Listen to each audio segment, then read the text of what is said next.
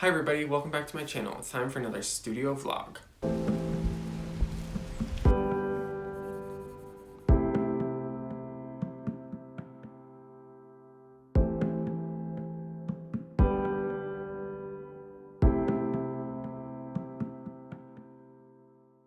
Sorry in advance, this video is kind of longer than normal. It was even way longer and I had to cut about half of it out just to get it down to this length because I guess I talked a lot this week more than normal, so hopefully you enjoyed anyway, and I can't wait to hear what you think.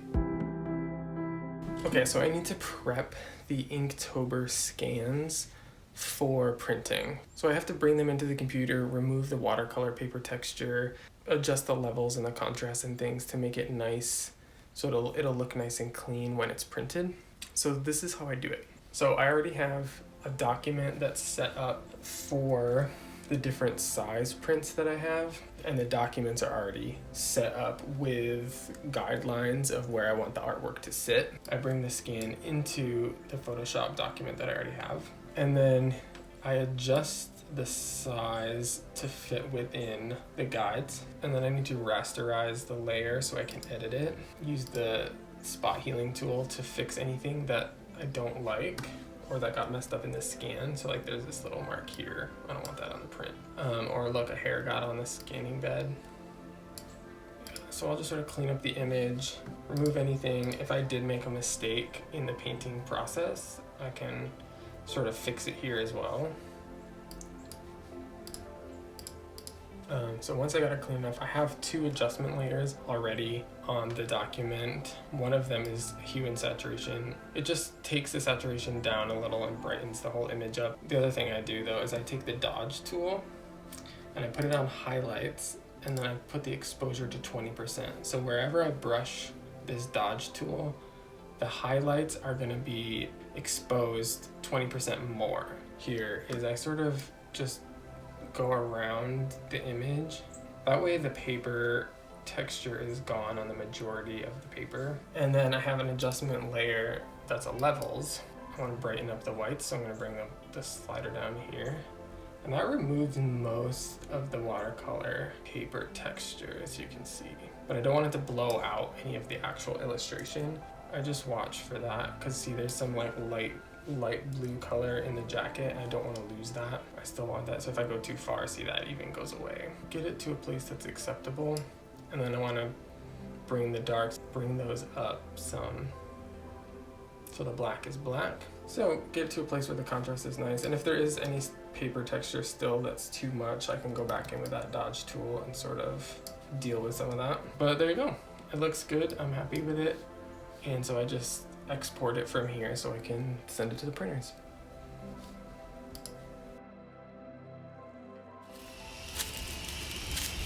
Hey everybody, I'm on my way to the printers to pick up some prints that I ordered. Luckily I live in a town where I'm able to walk around to all the places I need to go because I don't have a car, fun fact. So I live up in these hills and the city is down here. So I'm a little self-conscious to film myself in public. Such a beautiful fall day. The weather is perfect. Look at these trees. Oh, it's so perfect right now. It's so nice. Fall is my favorite season. It's the best. It's the best. It's simply the best. Okay, I got them. Here they are. I'll show you them in a second. Oh my gosh, I was recording this whole thing through my phone instead of my headphones. Damn it.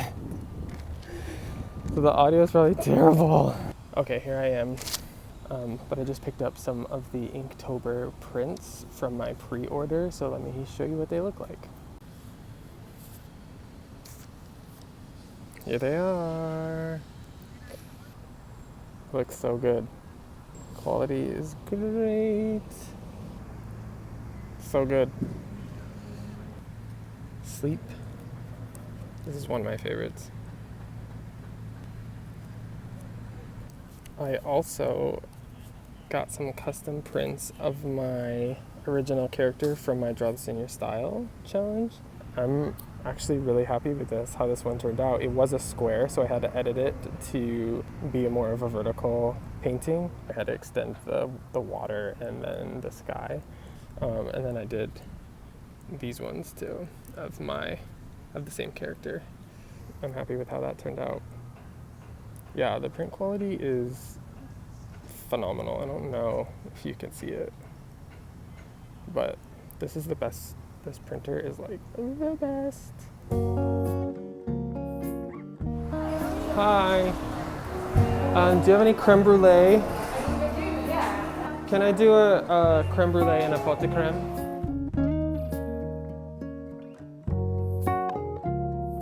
Look what I got. Treat yourself. Look, I'm gonna drop this thing. So here's the thing. I'm like 99.9% vegan. Don't eat meat at all, and don't eat dairy because I'm lactose intolerant. But every now and again, I cheat and I get myself some creme brulee. And it always makes my stomach hurt. I don't even eat the whole thing. I eat a couple bites or half of it and then give the rest to somebody else. So, oh shit, I almost got run over by a car and died.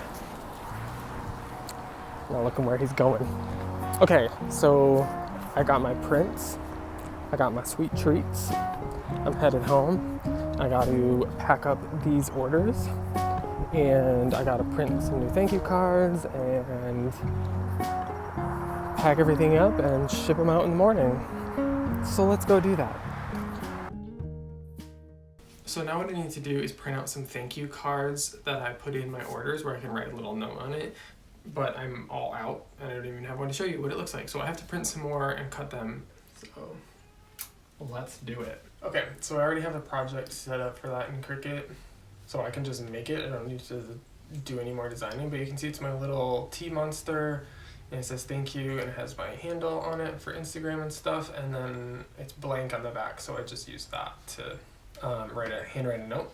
And the first thing I have to do is print it, so I'm just using basic cardstock paper.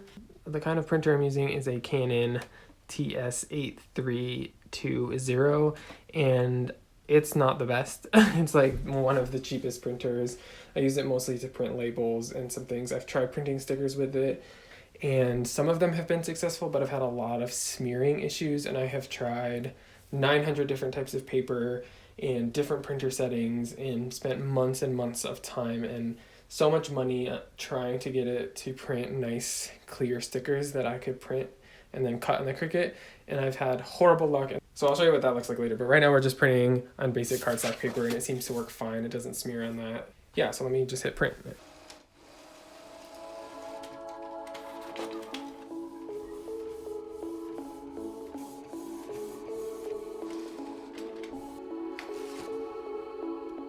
Not bad. Super cute. Now we just have to cut them out on the Cricut. I always have the hardest time lining this up.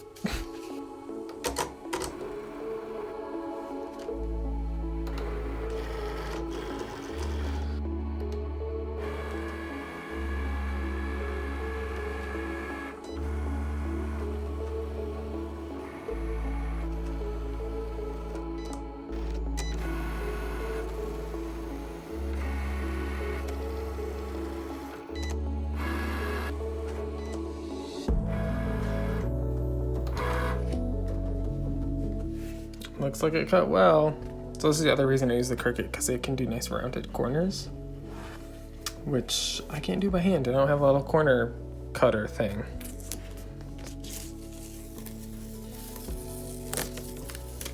Ta-da! Here's my little thank you cards that I put in every order. And the little tea monster. So I got a bunch of these and I can start packing up orders.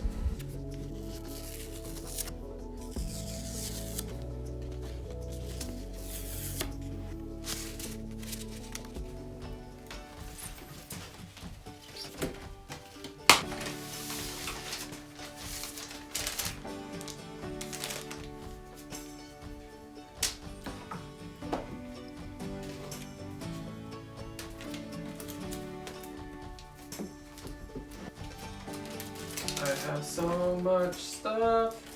I'm gonna need y'all to buy some prints so I can clear out a lot of this space.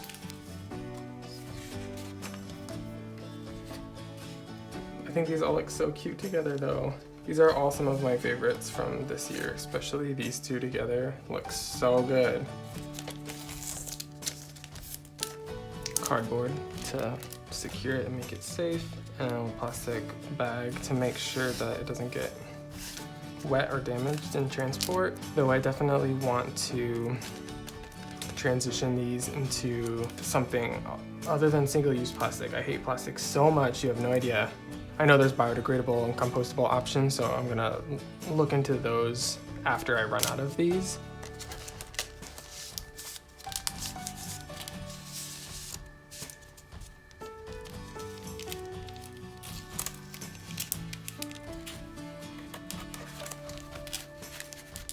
But one thing I try to do is like put a sticker on. So you can see here I did print, but as I was saying before, I've had a lot of trouble with printing stickers. I don't know if you can see it here. You can probably see how the ink smudges. I've had so many issues with the smudging ink. So it's like not great quality that I don't feel confident enough to sell these. Yeah, so I try to use some of these. I was working on trying to do these whimsical sticker sheets, and I printed this out a while ago. I made a couple of these that I was gonna try to sell.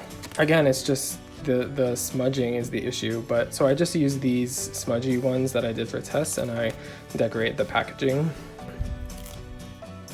This one's gonna get a little mushroom. Ding! Here's an order that's going to the Netherlands.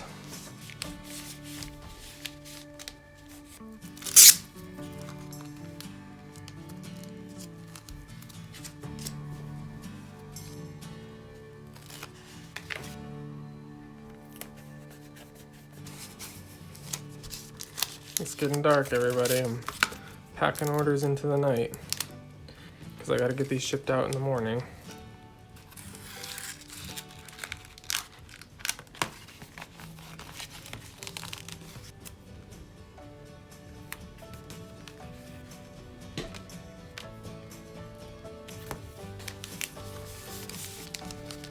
So nice.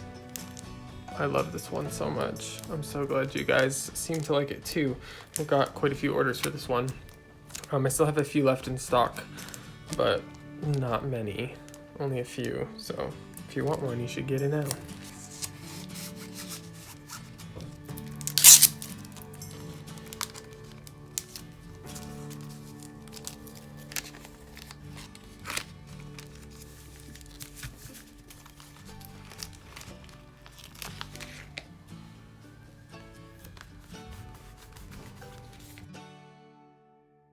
This week has been a super busy week in terms of knitting. We have made so many scarves, hoods, we've had to get more yarn and do more orders, ship things out. It's been crazy, really good because we've been making a lot of sales and a lot of money, but definitely not what I was expecting to be doing this week. So definitely working a lot in the knitting side of my jobs and less on illustration, but that's okay. It's nice to take a little break from illustration after Inktober and focus on some other things for a little bit. Working on a Hufflepuff scarf right now. I actually have 2 Hufflepuffs to make and ship out. This is my second Slytherin that we had to make this week, and just finished up a Ravenclaw scarf this morning and sent it out. Lots of Harry Potter scarves, so if you're interested in getting a Harry Potter scarf, now's the time to do it apparently. I'm working on a Harry Potter scarf today. We're doing Slytherin. As you can see, this one is knit on this Brother knitting machine. I already got some of the stripes done and just got to do a bunch more. We just got to finish this one up today because we have an order placed. We got to ship it out tomorrow.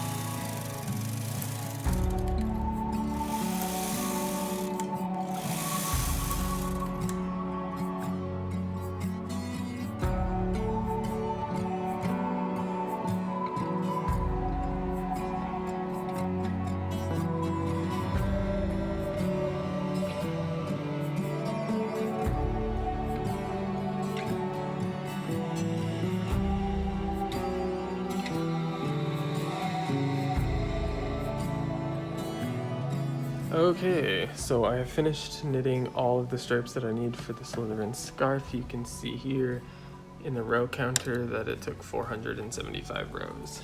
So that's 475 going back and forth. So that's a lot of rows. Let's see the scarf here. These are weights. You'd see me in the video like moving them up. These are weights that keeps the knit piece weighted on the needles so they don't pop off. Because if they come off, then you drop stitches and the whole thing is a mess and it's really difficult to fix. So these weights keep it nice and secure as it knits each new row. But now I have to bind all of this off, and then we have to do tassels and weaving in all of these ends. So each stripe has 2 ends, the start and the finish, that have to be woven in, and there's 19 stripes, so that's a lot of little ends that have to be woven in, and that's what takes the most amount of time is not knitting it on the machine, it's doing all the final detailing and finishing.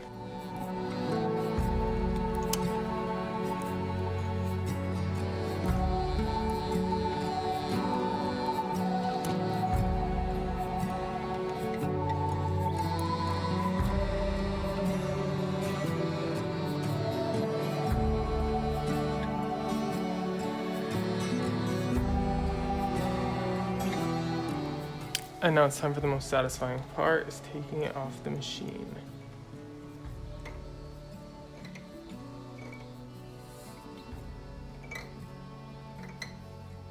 It's a nice sound.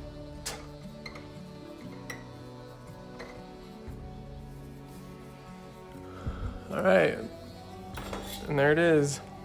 Yep, so now all I have to do is weave in all of these little ends with a tapestry needle to hide them and to secure it from coming undone, because you can see if I just pull at this, the whole thing will start to unravel. So those need to be woven in, and then we have to do the tassels, and for the tassels I take the yarn and cut them to length, and then I come down through here and I use a little latch hook tool and I weave them through the ends and then pull them tight.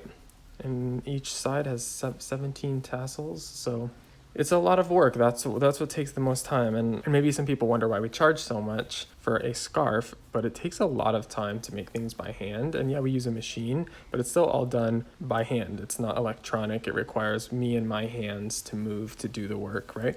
And it takes a lot of time. And I mean, we could talk about fast fashion versus slow fashion, but everybody gets a fair wage. In fast fashion, people are paid pennies a day and they're working hours and hours just so you can buy cheap clothing. So our concept of how much clothing costs is so skewed by this horrible system that treats people terribly.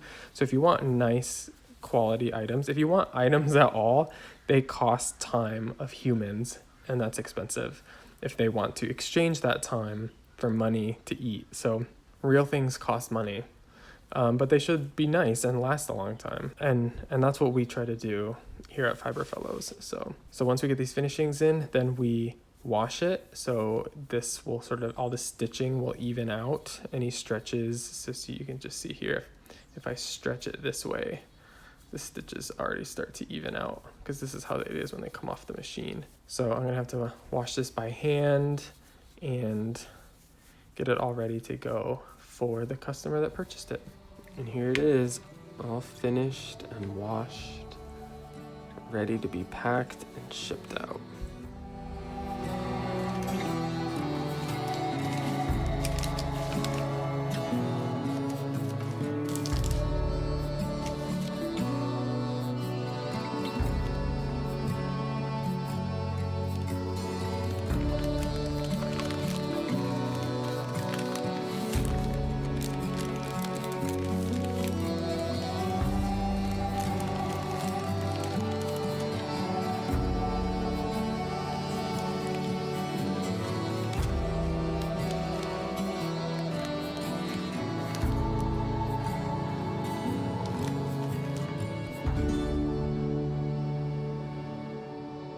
I'm excited to be getting back into digital work, and I needed something to just sort of get me going, so I decided to do this Draw This in Your Style.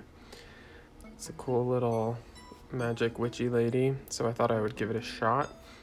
But yeah, so I started here with a sketch. So I started drawing the face, but I was drawing it a lot like the original, and it just didn't feel like me. So I kind of needed to just separate myself for a second and just draw it the way that I would draw it. So she definitely looked. So it took me a while though to get the face in a way that I was happy with it, and then as well the hands. I wanted to change up the hand position of the wand, and that took me a while to get it to look okay.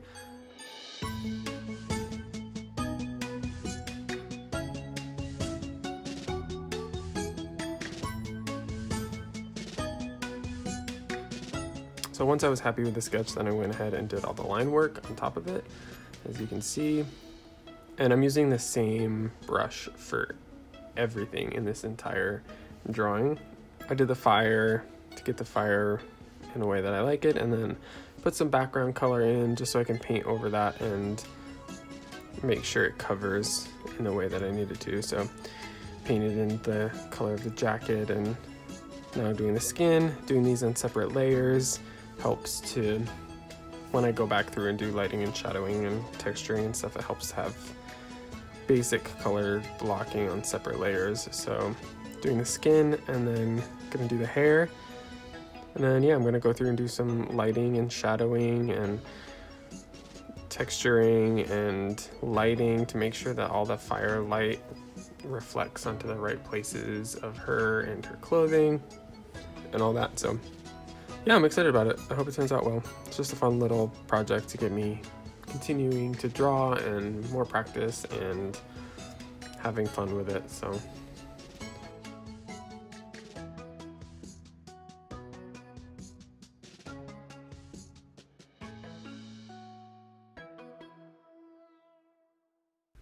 and here it is, all done. Actually had a lot of fun doing this. I'm really impressed with how it turned out, actually. I really like the lighting and the coloring. I think it looks really nice. These moments right in here with this warm lighting on her green coat, just really, I don't know, it's magic. It gets me really excited about doing more digital work because I love the things you can do, like the lighting and the texturing, and there's just so much freedom to do all sorts of really cool stuff. If you're interested in how many layers it took me to do this, quite a lot. Yeah, really happy with how this turned out. Excited to post it on Instagram. Thank you so much for joining me once again. If you made it all the way to the end of this video, you're amazing, you're a star, congratulations. In all seriousness, I really appreciate you. I hope you enjoyed this video. If you did, give it a like, don't forget to subscribe, leave any comments or questions down below if you have any of those, and I hope to see you next time. But until then, stay whimsical and stay magical.